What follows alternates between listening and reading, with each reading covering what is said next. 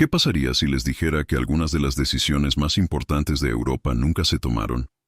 Votados, nunca aparecieron en los periódicos y nunca fueron explicados al público. ¿Y si el destino de millones de personas se hubiera definido en habitaciones lejanas y sin ventanas?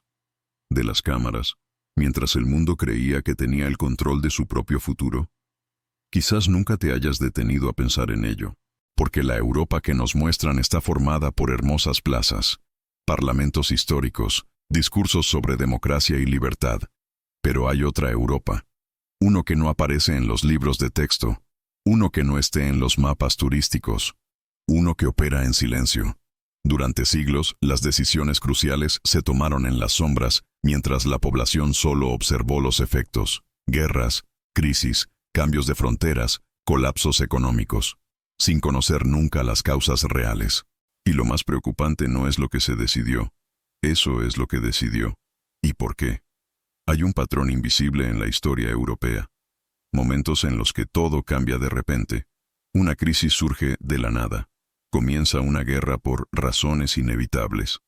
Toda una población acepta sacrificios necesarios. Pero cuando miramos más de cerca, notamos algo extraño. Las justificaciones oficiales nunca cuentan toda la historia. Detrás de cada punto de inflexión importante, hay encuentros discretos, acuerdos silenciosos y elecciones. Alejado de la vista del público. Opciones que benefician a pocos y moldean el destino de muchos.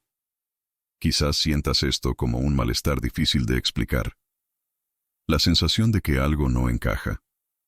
Que ciertas narrativas parecen incompletas. Si has sentido esto, no es coincidencia. Quizás este vídeo sea exactamente lo que necesitabas ver ahora mismo. Porque hoy no vamos a hablar de una Europa visible. Hablemos de la Europa oculta. Del tipo que existe bajo la superficie de los discursos oficiales. El que actúa cuando nadie mira. A lo largo de este video, notarás que algunas decisiones no se tomaron para proteger a las personas, sino preservar sus intereses. Que muchas crisis no fueron accidentes, sino consecuencias calculadas. Y ese silencio, en varios momentos, fue la herramienta más poderosa de todas. Nada aquí se presentará como fantasía. Nada será tratado como una teoría vacía. Sigamos las huellas. Conecta los puntos. Observe patrones que siempre han estado ahí pero que rara vez han sido cuestionados. Y cuanto más profundicemos, más claro quedará que la historia de Europa no fue escrita solo por reyes, presidentes o parlamentos. También fue formada por personas que nunca has conocido, en lugares que nunca has visitado. Tomar decisiones que nunca aprobó. Antes de continuar, permítete hacer algo sencillo. Pregunta. Cuestiona lo que aprendiste. Cuestiona lo que siempre pareció obvio. Porque cada vez que alguien deja de cuestionar, alguien más decide por él. Y ahora, la pregunta que queda, y que nos guiará de ahora en adelante, es demasiado inquietante ser ignorado. Si tantas decisiones se tomaron lejos de la gente, ¿dónde fueron exactamente? ¿Sucedió? ¿Quién estaba presente en estos cuartos cerrados? ¿Y qué es lo que Europa esconde tan bien que casi nadie se atreve a mirar? Estas respuestas no aparecen en los discursos, pero empiezan a emerger cuando miramos más allá de la superficie. Y eso es exactamente lo que haremos en el siguiente bloque. Cuando pensamos en Europa, imaginamos banderas, elecciones, tratados firmados antes de cámaras. La idea dominante es simple. Las decisiones se toman en los parlamentos, se debaten, públicamente y aprobado en nombre del pueblo. Pero esa es solo la capa visible. Por debajo hay otra marcha, silenciosa, constante, eficiente. Una Europa que no aparece en los mapas oficiales, pero influye en cada uno de ellos. Esta Europa invisible no tiene capital fijo. Ella se mueve. A veces está en un hotel, discretamente, otras veces en una sala de un banco privado, otras veces en reuniones informales entre líderes que, oficialmente, no decidieron nada. No hay actas completas, no hay retransmisión vivir, no hay responsabilidad pública. Lo que existe son alineamientos, promesas vagas, y las decisiones se posponen para que nunca parezcan decisiones. A lo largo del siglo XX, muchos de los grandes caminos de Europa comenzaron de esta manera. Antes, en cualquier anuncio, Alguien probó los límites. Antes de cualquier crisis, alguien calculaba los riesgos. Antes de cualquier guerra, alguien decidía quién perdería menos. El público solo entró a la historia cuando ya todo estaba en movimiento, creyendo que era inevitable. Los mapas cambiaron, las monedas nacieron y desaparecieron, las fronteras se redibujaron, sin que la mayoría de la gente nunca había sido consultada. Cuando finalmente la votación llegó, solo confirmó decisiones tomadas mucho antes. La democracia, en este juego, funcionó como un sello, no como un origen. Quizás por eso, tantas decisiones parecen desconectadas de la voluntad popular. Planes, condiciones económicas que requieren sacrificios extremos, acuerdos internos, acciones difíciles de explicar. Los cambios estructurales se presentan como las únicas opciones posibles. Cuando alguien la pregunta, ¿quién decidió esto?, la respuesta casi nunca es clara. Existe un vocabulario específico para ocultar decisiones. Palabras como consenso. Se utilizan necesidad técnica, estabilidad del sistema y responsabilidad histórica. Poner fin a los debates antes de que comiencen. Suenan maduros, racionales, incuestionable, y funcionan exactamente por esa razón. Lo más curioso es que esta estructura no depende de una conspiración permanente. Depende rutina. La gente solía decidir entre ellos. Instituciones que se protegen mutuamente. Y una población demasiado ocupada tratando de sobrevivir para investigar qué sucede lejos de tu alcance. Nada de esto significa que todo esté controlado por un único grupo o plan central. El poder. La realidad rara vez está tan organizada. Está fragmentado, negociado, ajustado en tiempo real, pero siempre lejos del ojo público. Siempre con la misma lógica. Cuanta menos gente sepa, más fácil será actuar. Este modelo invisible se fortalece cuando parece normal, cuando se toman decisiones complejas, presentado como demasiado técnico para el debate público. Cuando los expertos hablan, los políticos están de acuerdo y la población simplemente lo acepta. No por falta de inteligencia, sino porque cansancio. Porque vivir ya requiere suficiente energía. Poco a poco se va creando una peligrosa distancia entre quienes sienten las consecuencias y quienes toman las decisiones. Una distancia emocional, geográfica y moral. Cuanto mayor sea distancia, menos empatía. Y cuanta menos empatía, más fácil será justificar decisiones que nunca sería aceptado a la luz del día. Cuando miramos la historia con calma, nos damos cuenta de que el silencio casi siempre precede a cambios importantes. Primero, nadie habla. Entonces nadie entiende. Y cuando todo el mundo se da cuenta de que ya es demasiado tarde para dar marcha atrás. Este ciclo se repite porque funciona. Funciona para quienes deciden sin ser vistos. Funciona para aquellos que prefieren la estabilidad. Riesgo aparente de transparencia. Y funciona porque la mayoría de las personas solo reaccionan cuando sienten el impacto directo en la propia vida. Mientras tanto, los discursos públicos mantienen la sensación de control, incluso cuando las verdaderas decisiones ya se han tomado en otra parte. Así es como la Europa invisible sigue siendo activa, discreta y extremadamente eficaz a lo largo del tiempo. Ella, no es necesario que sea perfecto, solo constante, paciente y poco cuestionado. Y mientras funciona, casi nadie se da cuenta de que está viviendo los efectos de estas elecciones. Hasta que alguien se detenga y empiece a preguntar. Las preguntas simples suelen ser las más peligrosas, especialmente cuando nunca deberían hacerse. Y por eso se molestan, tanto, porque abren puertas que conducen a lo profundo, demasiado, sin retorno. Y eso nos lleva a una pregunta incómoda.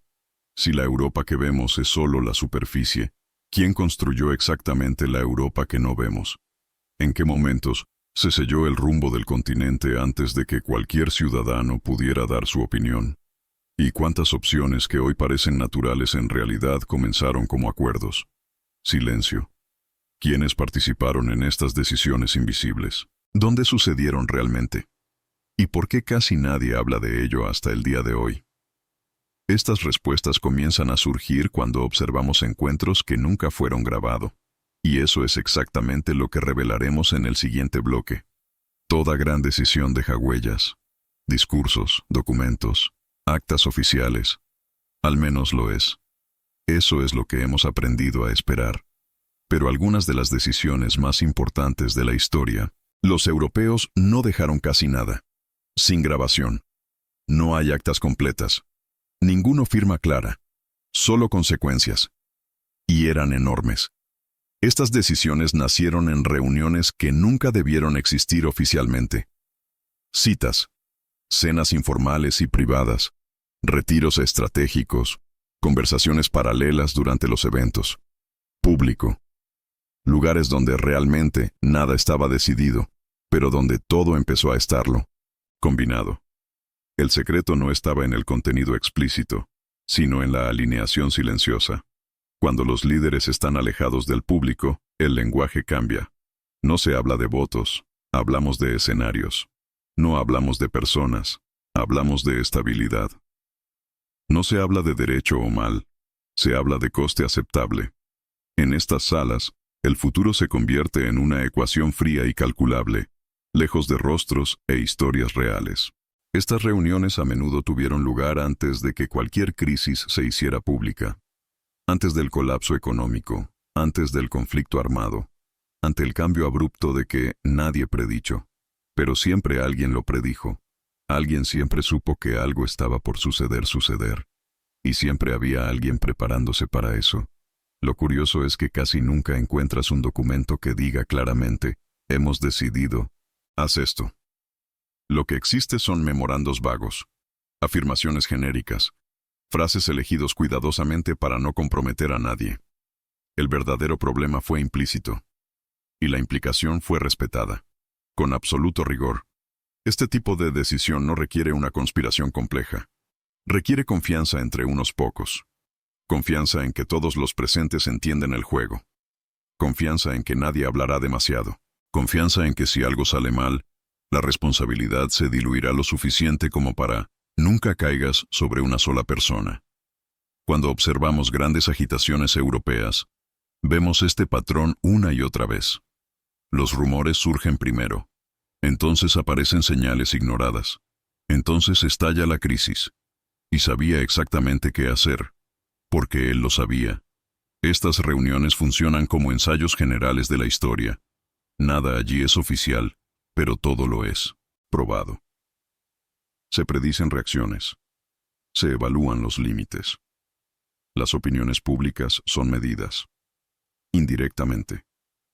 Cuando el escenario final llega al público, ya ha pasado por decenas de ajustes invisibles. Lo más inquietante es que muchas de estas reuniones no tenían como objetivo crear caos, sino gestionarlo. Decide quién se salvaría primero.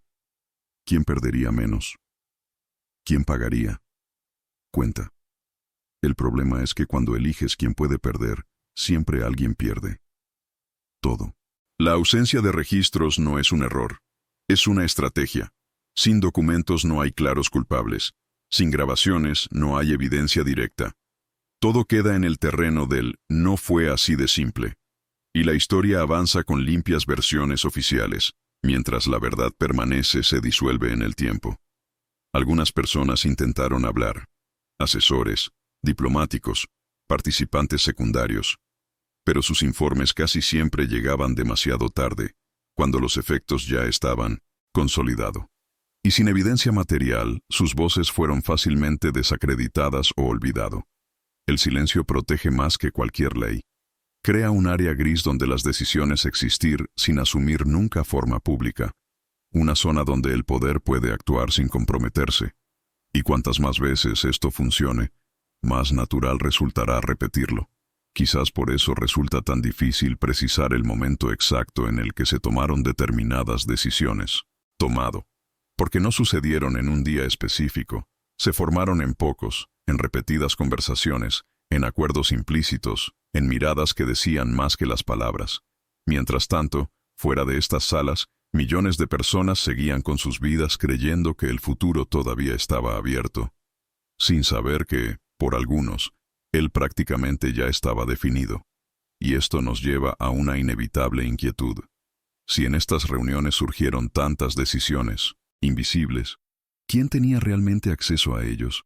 ¿Qué intereses se priorizaron cuando nadie estaba mirando? ¿Y en qué medida las crisis que parecen espontáneas fueron, de hecho, verdadero, previsto y aceptado? ¿Quién se sentaba a la mesa en estas reuniones silenciosas? ¿Qué se acordó exactamente antes de los grandes levantamientos europeos? ¿Y cómo estas decisiones informales terminaron conduciendo a guerras, colapsos y crisis que marcaron a generaciones enteras? Para entender esto, debemos observar los momentos en que el costo de estas opciones se volvió imposible esconderse. Y eso es exactamente a lo que nos enfrentaremos en el siguiente bloque. Cuando comienza una guerra, la explicación casi siempre parece sencilla.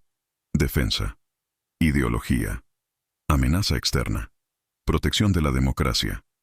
Pero la historia europea muestra algo incómodo. Las razones dadas al público rara vez son las razones completas. Las guerras no surgen de la nada. Maduran lentamente, en ambientes donde los intereses hablan más que los principios. Antes del primer disparo, siempre se hace un cálculo. ¿Cuánto cuesta intervenir?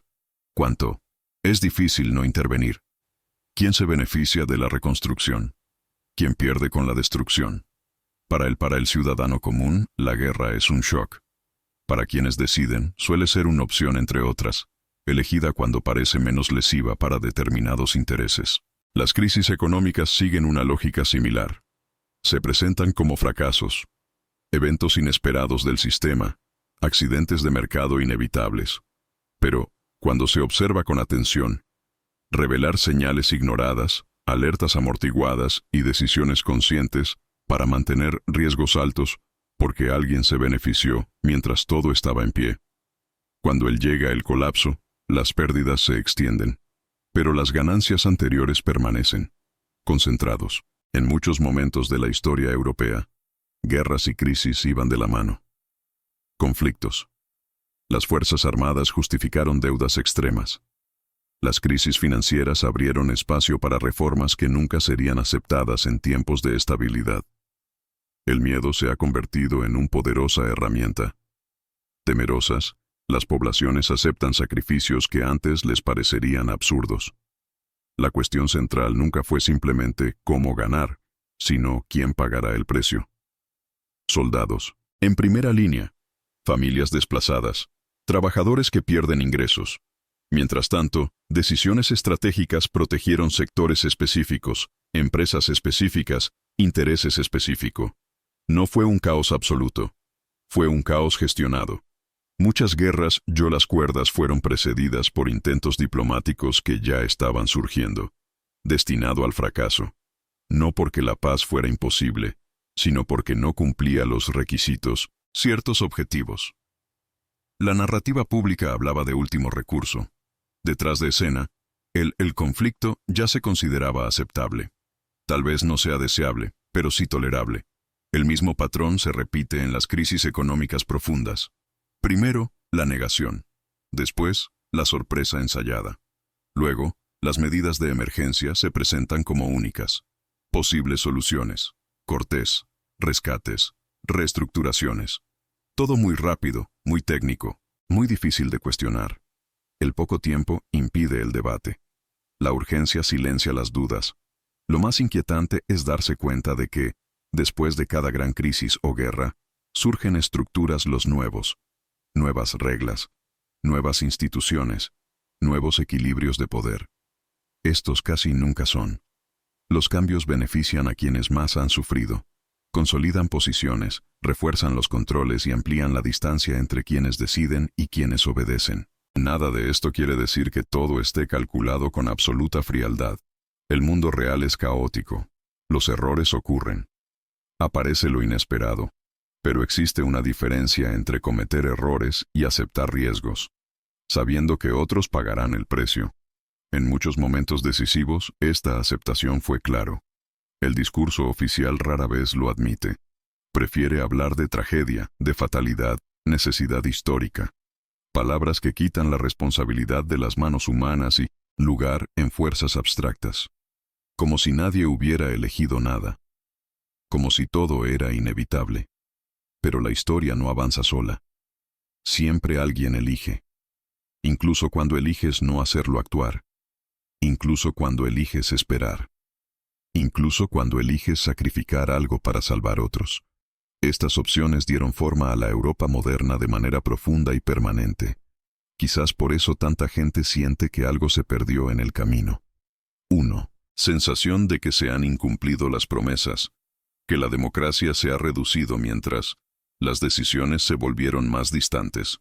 Este sentimiento no surge de la nada, nace de la repetición, de experiencias en las que las personas sienten el impacto, pero no participan en la decisión.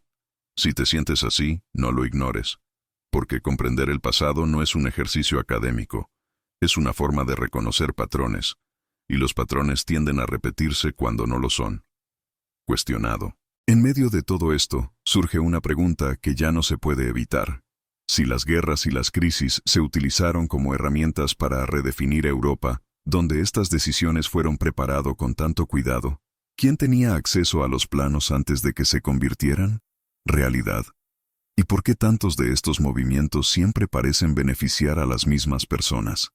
¿Grupos? ¿Quién se benefició realmente de las guerras europeas más devastadoras? ¿Qué crisis podrían haberse evitado pero no lo fueron? ¿Y dónde se hacían las cuentas mientras el público creía que todo era inevitable? Para encontrar estas respuestas, debemos profundizar aún más. Literalmente. Porque algunas de las estructuras más reveladoras del poder europeo no están por encima de la superficie, están debajo. Cuando pensamos en el poder, imaginamos palacios, edificios imponentes, sedes de gobierno. Visible. Pero una parte decisiva del poder europeo siempre ha preferido lo contrario: profundidad, concreto, silencio. Debajo de las ciudades antiguas y modernas existe una Europa subterránea construido no para ser visto, sino para funcionar cuando todo lo anterior falla. Durante las guerras y los periodos de tensión extrema, los líderes europeos aprendieron una lección. Sencillo. Quien controla el metro controla el tiempo. Mientras la población corre, huye o pánico, los que están bajo tierra esperan. Plan. Observar. El metro no es solo refugio físico, es un espacio estratégico. Los búnkers comenzaron como soluciones defensivas, pero rápidamente se convirtieron en centros de decisión. Salas de control, pasillos reforzados, sistemas energéticos propios, comunicación y suministro, ambientes diseñados para funcionar incluso cuando ciudades enteras colapsan. Y lo más importante, entornos donde las decisiones puedan continuar. Se toman sin interferencias externas. Estas estructuras no fueron improvisadas. Fueron planeados de antemano.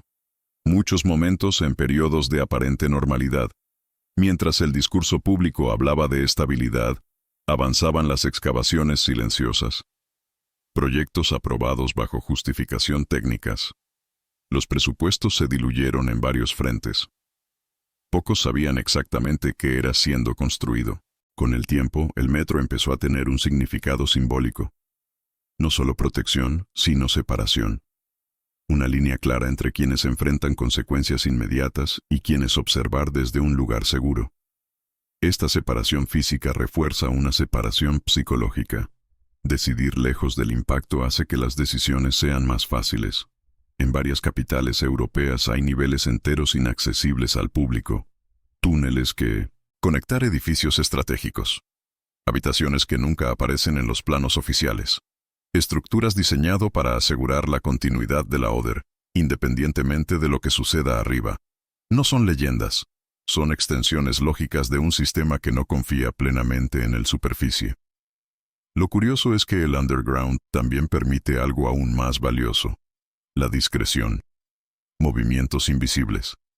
Reuniones fuera del alcance de las protestas, la prensa o los espectadores. Cuando todo sucede debajo de la tierra, el ruido del mundo no interfiere. Las decisiones ganan ritmo propio, desconectado de la urgencia popular. Esto crea un contraste inquietante. Si bien la narrativa pública habla de transparencia, diálogo y participación, parte del poder opera en entornos donde nada de esto es necesario. Donde la prioridad es la continuidad, no el consenso. Eficiencia, no explicación. No se trata solo de estructuras militares. Con el tiempo, el subsuelo europeo empezó a centros de datos internos, archivos confidenciales, redes de comunicación críticas. El corazón. Cuanto más dependiente se vuelve la sociedad de la tecnología, más valioso resulta protegerla fuera de vista. Y aquí surge una pregunta fundamental. ¿Quién tiene acceso a estos espacios subterráneos? ¿Quién decide quién entra y quién queda fuera? El control del subsuelo es, en esencia, el control del futuro en momentos de crisis, porque quienes están protegidos pueden, espera, y los que esperan pueden elegir mejor. El subsuelo también alberga algo más difícil de mapear, la memoria. Archivos que nunca fueron divulgados, registros que no circulan, información mantenida fuera de su alcance público bajo el argumento de la seguridad. Con el tiempo lo que no se ve deja de serlo. Cuestionado. Y lo que no se cuestiona se vuelve normal. Quizás por eso la metáfora clandestina es tan poderosa. No se trata solo de hormigón y acero, pero en una forma de ejercer el poder alejado de la mirada colectiva. Una manera de asegurando que cuando todo parece desmoronarse, ciertas estructuras permanezcan intactas. Mientras tanto, en la superficie, la gente sigue creyendo que el poder está donde se puede encontrar. Ser visto. En edificios históricos, discursos públicos, ceremonias oficiales. Sin darme cuenta de eso, en muchos momentos decisivos, las verdaderas decisiones se tomaron en otro nivel. Un nivel más profundo, más tranquilo, más protegido. Y esto nos lleva a una pregunta inevitable. Si el sótano fue construido para asegurar que se continuaron tomando decisiones alejadas del caos, ¿quién ocupa exactamente estos espacios cuando el mundo entra en crisis? ¿Quién permanece protegido mientras otros enfrentar consecuencias directas? ¿Quién tiene acceso a esta Europa subterránea? ¿Qué decisiones se siguieron tomando bajo tierra mientras el público se ocupó del desglose anterior? ¿Y en qué medida esta separación física dio forma a la forma en que surgió el poder? ¿Ves gente común y corriente? Para responder a esto, debemos salir de las estructuras y mirar a las personas. Para entender quién decide, cuando el pueblo no decide. Cuando la gente cree que decide, el sistema funciona mejor. Esta es una de las verdades. Aspectos más incómodos del poder moderno. La participación popular crea legitimidad, pero rara vez crea un control real. En muchos momentos decisivos de la historia europea, la decisión no estaba en manos de quienes votan, protestan o debaten. Ella estaba en manos de quien sea. Programa, interpreta y ejecuta. El poder rara vez actúa visiblemente. Prefiere influir en las decisiones antes de que parecen opciones. Cuando una decisión llega al público, normalmente ya está rodeada de límites, opciones descartadas, caminos hechos inviables. El debate se produce, pero dentro de un pasillo estrecho. Fuera de él nada se considera posible. Quien decide en estos momentos no necesita ser una figura única o secreta. A menudo es un grupo pequeño, recurrente y que se conocen bien. Personas que se mueven entre posiciones, instituciones y consejos. Hoy gobierno, mañana consultoría, luego organización internacional.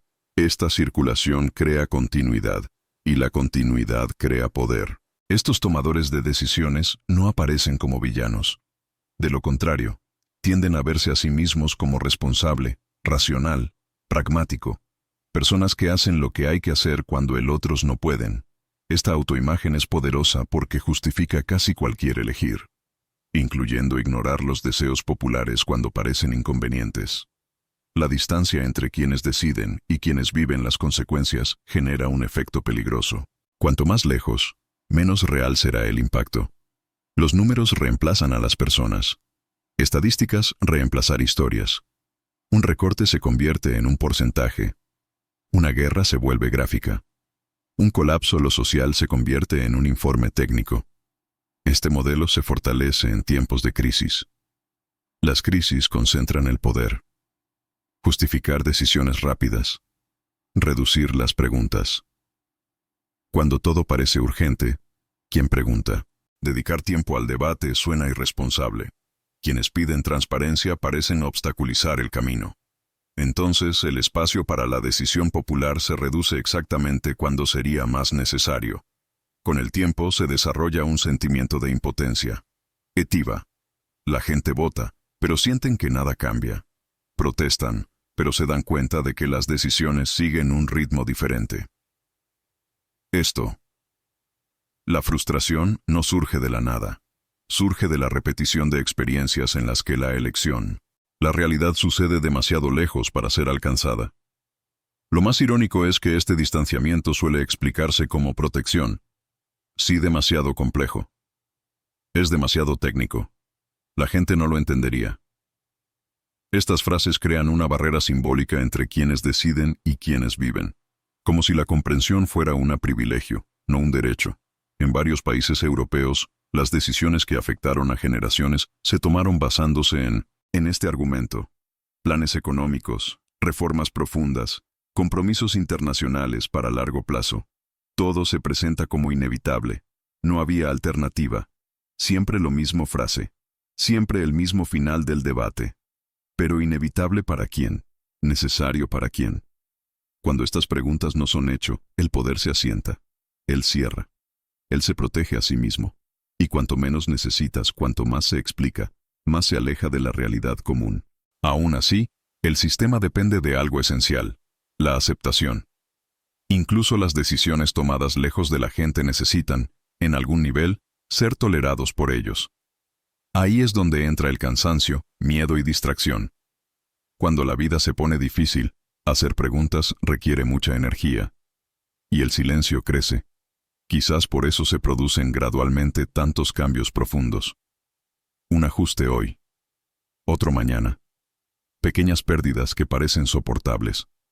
Hasta que, de repente, todo el escenario ha cambiado. Y nadie recuerda exactamente cuándo lo aceptaron. Esta dinámica no es casual. Ella es eficiente. Y como es eficiente, se repite. Quien decide aprenda que no necesita convencer completamente. Simplemente avanza lentamente. Reacciones de prueba. Retrocede un poco. Adelante otra vez. El poder real se mueve así. Este arreglo crea una ilusión de normalidad. La vida continúa, los servicios funcionan, las elecciones, suceder. Todo parece lo suficientemente estable como para no provocar perturbaciones. Pero debajo de esta superficie, siempre se realizan ajustes continuos. Pequeñas decisiones. Los resultados acumulados dan forma a resultados demasiado grandes para atribuirlos a un solo momento. Cuando alguien intenta señalar el origen, este ya se ha perdido en el proceso. La dilución protege el sistema, porque sin un comienzo claro no hay una rendición de cuentas clara. El poder se vuelve difuso, casi abstracto, difícil de confrontar directamente. Y cuanto más abstracto, menos amenaza parece representar, incluso cuando afecta profundamente a la vida cotidiana de la gente corriente, sus elecciones, sus posibilidades y sus límites futuros. Todo esto ocurre sin fanfarrias, lentamente, mientras la sensación de control permanece, intacto para la mayoría absoluta. Esto nos lleva a una pregunta incómoda. Si las decisiones más importantes las toma pocos, ¿cómo se sostiene este modelo sin derrumbarse? ¿Qué impide que entre la distancia, el poder y la población se vuelven insoportables? ¿Y en qué momento el silencio deja de proteger y empieza a pasar factura? ¿Cuánto tiempo puede permanecer estable este modelo? ¿Qué sucede cuando la aceptación se convierte en una rebelión silenciosa? ¿Y cuál es el verdadero coste de permanecer en silencio durante demasiado tiempo? Estas respuestas comienzan a surgir cuando observamos el precio del silencio colectivo. Y eso es exactamente a lo que nos enfrentaremos en el próximo bloque. El silencio rara vez parece peligroso al principio. Aparece como cansancio, como adaptación, como un intento legítimo de avanzar. La gente aprende a vivir con pequeñas pérdidas, ajustes constantes, promesas pospuestas. Nada explota a la vez. Todo se mueve lo suficientemente lento como para resultar soportable. Pero el silencio tiene un costo, y nunca se carga inmediatamente. Cuando las decisiones se toman lejos del público y nadie reacciona, el sistema aprende una lección sencilla. No hay resistencia. No porque todos estén de acuerdo, sino porque muchos abandonaron el interrogatorio. Este abandono silencioso se interpreta como consentimiento. Y el poder avanza exactamente hasta donde no encuentra oposición. Al principio, el silencio es individual. Una persona piensa que no tiene sentido hablar. Otro cree que no entiende lo suficiente. Otro piensa que alguien más calificado hablará. Poco a poco el silencio se vuelve colectivo. Y cuando eso sucede, gana fuerza propia. El cuestionamiento empieza a parecer extraño, inconveniente e incluso radical. Lo más perverso de este proceso es que no necesita censura explícita. Nadie, necesidad de prohibir las preguntas. Simplemente crea un entorno en el que preguntar parezca inútil. Donde las respuestas nunca llegan. Donde todo suena demasiado técnico, demasiado lejano, complejo demasiado. El silencio crece solo. Con el tiempo, este silencio comienza a moldear los comportamientos. La gente se detiene e interesa en las decisiones públicas, se desconectan del debate. Aceptar cambios como hecho consumado. La política se convierte en ruido de fondo. Algo lejano, abstracto, inevitable. Esto, la desconexión no es natural, se aprende. Y cuanta menos gente sepa, más fácil será decidir sin ellos. Un ciclo perfecto. La falta de reacción legitima nuevas decisiones tomadas en el mismo formato. Cada uno ronda refuerza la anterior. El poder se acostumbra a no ser cuestionado. Y quien vive debajo tus decisiones se acostumbran a no preguntar. Pero este silencio pasa factura lenta y profundamente. Aparece en el sentimiento de impotencia, en la idea de que nada cambia, en la frustración acumulada que no encuentra canal de expresión. La gente sigue con su vida, pero algo se pierde en el proceso. Un sentido de pertenencia, una sensación de influencia, un sentido de responsabilidad colectiva. En muchos momentos de la historia europea, este silencio fue decisivo. Grande. Las transformaciones pasaron casi desapercibidas hasta que sus efectos se hicieron imposible de ignorar. Cuando esto sucede, el shock es mayor, porque a nadie le importa. Preparado emocionalmente para él. Todo parece repentino, incluso cuando fue construido. A lo largo de años. El silencio también protege a quienes deciden. Sin un interrogatorio público, no hay necesidad para justificar las elecciones. Sin justificación, no hay debate. Sin debate, no hay revisión. El error, cuando sucede, ya está demasiado avanzado para corregirlo, y la responsabilidad se disuelve en el tiempo. Quizás por eso resulta tan incómodo hablar de silencio colectivo, porque él no tiene uno claro culpable. No lo impone un solo agente, se forma desde pequeño abandonos acumulados. Cada vez que alguien piensa, esto no va a cambiar nada, el silencio se vuelve más fuerte, pero hay un punto de ruptura. Siempre lo hay. El silencio no es infinito, se sostiene a sí mismo, mientras las pérdidas aparecen distribuidas, mientras que el impacto es difuso. Cuando el costo se vuelve demasiado personal, demasiado cercano, demasiado visible, el silencio comienza a resquebrajarse. Este momento es impredecible. A veces se trata de una indignación repentina. A veces como incredulidad total. A veces como ruptura social. El problema es que cuando este punto bastante, el diálogo ya se ha corroído. La confianza ya se ha perdido. Y reconstruir algo a partir de ahí es mucho más difícil. Por tanto, el silencio no es neutral. Es una elección, incluso cuando parece justa. Ausencia de elección. Una elección que beneficia a quienes deciden sin ser vistos y debilita a quien vive las consecuencias. Puede parecer cómodo a corto plazo, pero cobra intereses máximos en el largo plazo. Y ahora, antes de continuar, vale la pena hacer una pausa honesta. Piensa en cuántas veces te has sentido que algo andaba mal, pero decidió no involucrarse. ¿Cuántas veces has pensado no sirve de nada? ¿Cuántas veces has avanzado ignorando una inquietud interna? Este sentimiento no es individuo, es compartido. Por eso quiero preguntarte algo directamente. No como espectador, sino como alguien que ahora es parte de esta historia. ¿En qué momento el silencio dejó de ser protección y se convirtió en cómplice? ¿Qué nos hace aceptar decisiones que en realidad nunca elegimos? ¿Y por cuánto tiempo permanecer en silencio parece más seguro que hacer preguntas? Si estas preguntas te molestan, están haciendo su trabajo. Porque las respuestas no están en un pasado lejano. Empiezan a surgir cuando el silencio empieza a romperse. Hay un momento en toda historia en el que lo que se ha ocultado comienza a salir a la luz, no porque alguien planeó revelarlo, pero porque mantener todo oculto requiere energía constante. Y el sistema mantiene el silencio para siempre. En Europa, este momento no llegó de inmediato. Tiempo. Llegó en fragmentos. Los documentos olvidados reaparecen. Los archivos previamente clasificados están parcialmente abiertos. Los informes aislados comienzan a repetirse. Lo que antes parecía una coincidencia se convierte en dibujo de forma. No es una verdad completa, pero sí suficientes contornos como para molestar. Estas revelaciones rara vez se anuncian como descubrimientos importantes. Surgen, discreto, técnico, difícil de interpretar. Al principio pocos están interesados, pero quien observa cuidadosamente nota patrones.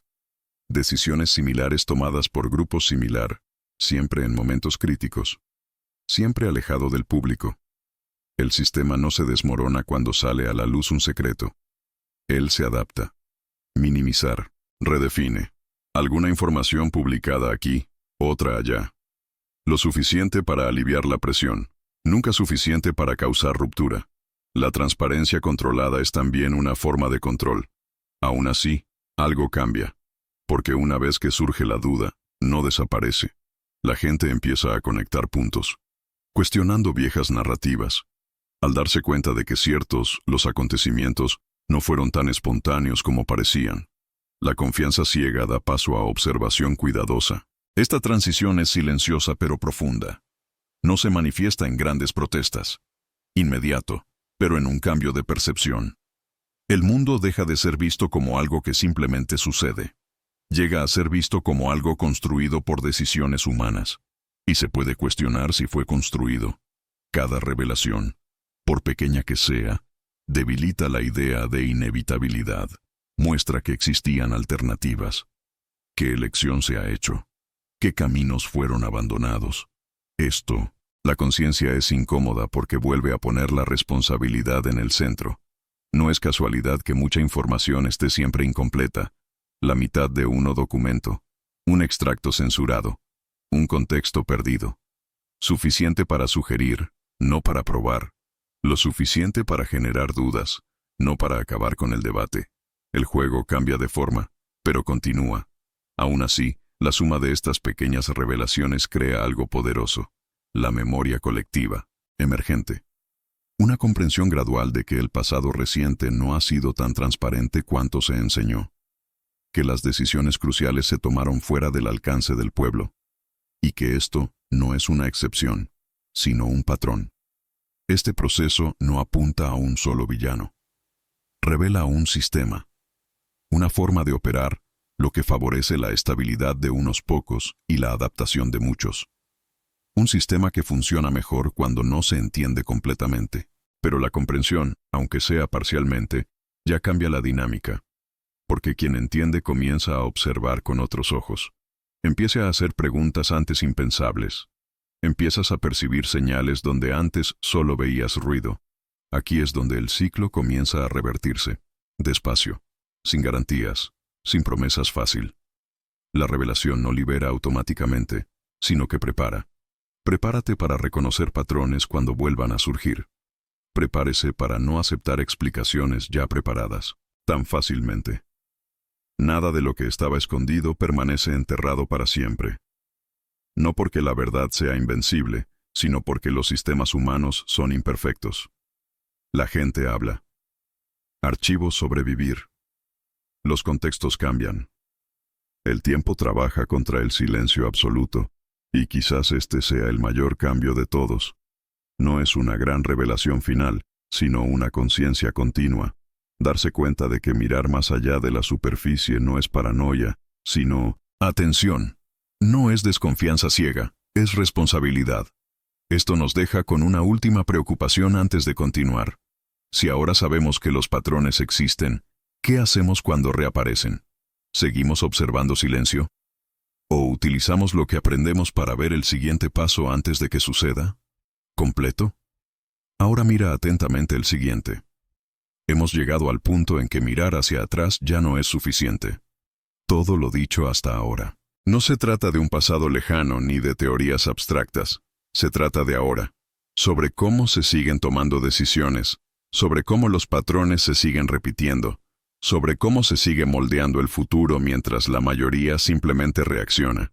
Europa fue el escenario, pero ella nunca fue el límite. Lo que vimos aquí es un modelo, un método, una forma de operar que puede existir en cualquier lugar donde el poder aprenda. Ese silencio funciona, donde la distancia protege, donde la complejidad sirve como escudo. Nada de esto significa que todo esté perdido. Significa que la conciencia importa. ¿Por qué? Los sistemas basados en la invisibilidad dependen de la distracción. Depende de personas que no observan, no conectan, no preguntan. Cuando la atención cambia, el equilibrio empieza a cambiar también. Nunca puedes entrar en una habitación cerrada. Es posible que nunca asistas a una reunión, invisibles. Pero participas en algo más grande cada vez que eliges prestar atención. Siempre que se niega a aceptar explicaciones ya hechas. Cada vez que te das cuenta de que las decisiones humanas pueden ser cuestionado por los humanos. Esta no es una invitación a la desconfianza permanente. Es una invitación a la lucidez, para darse cuenta de que la historia no sucede sola. Esas elecciones importan. Ese silencio construye realidades, tanto como acción. Si algo en este video tiene sentido, no ignores ese sentimiento. No surge por casualidad. Comparte tu percepción. Di lo que más te preocupaba. ¿Qué parte de esta historia te hizo ves a Europa y al mundo de manera diferente? Tu comentario no es un detalle. Él es, y si siente que mirar más allá de la superficie ha comenzado a tener sentido, síganos. Inscribirse. No para recibir respuestas listas, sino para seguir haciendo preguntas. Mejor. Porque tal vez eso que llamamos poder no esté solo en las sombras. Tal vez él también existe en lo que elegimos ver. Y si el futuro se escribe ahora, la cuestión final no es quien decide en cuartos cerrados. Porque observar no garantiza comodidad, pero sí garantiza elección. Y elegir requiere coraje, atención y responsabilidad. Sin esto, el ciclo continúa. Con eso algo cambia. Tal vez lentamente, quizás imperceptible, pero cambia. Incluso cuando nadie se da cuenta, inmediatamente. Esta es la diferencia entre mirar y participar en la historia misma, que se sigue escribiendo ahora. La verdadera pregunta es, cuando ocurra la próxima decisión invisible, ¿te darás cuenta?